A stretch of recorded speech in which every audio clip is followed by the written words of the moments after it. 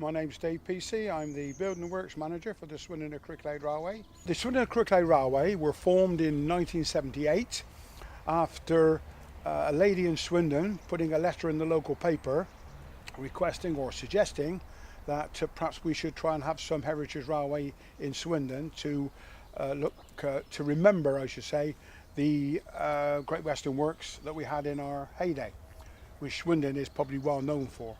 In 1978 we had a meeting, as I say.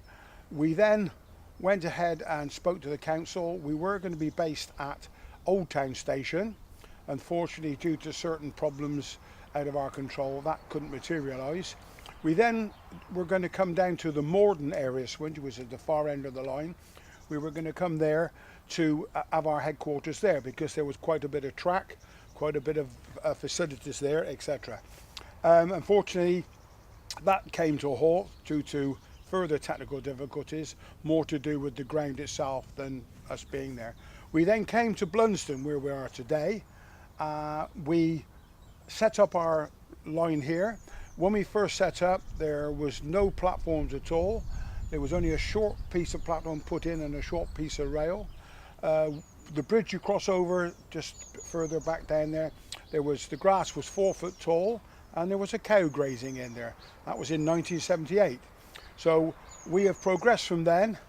We went south to what we call Molden Hill, or TVH, Tor Valley Halt. We laid track part of the way down there. We then reverted to go north and went from Blunsdon towards Hayes Knoll.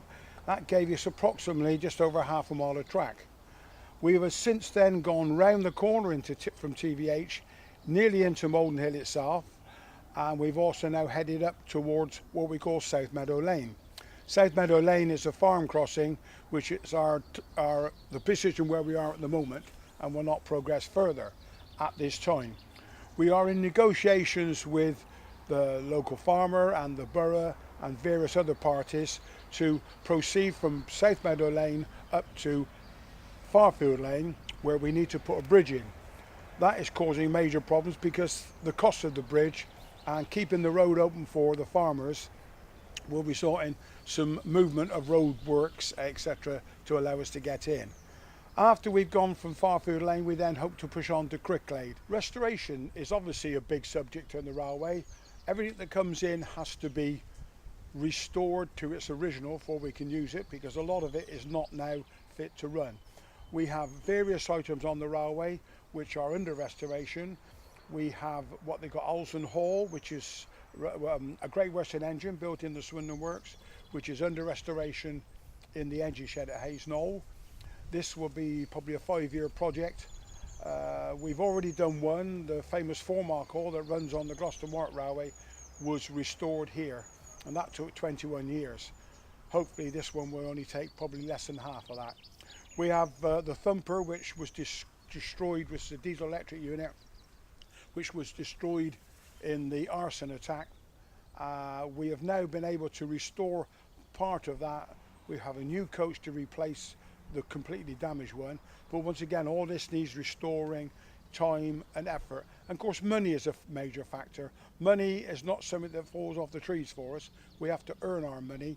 We have to look at ways of sponsoring, getting donations, etc., etc. The vehicle behind me, which you obviously can't see, is what I call a tamper.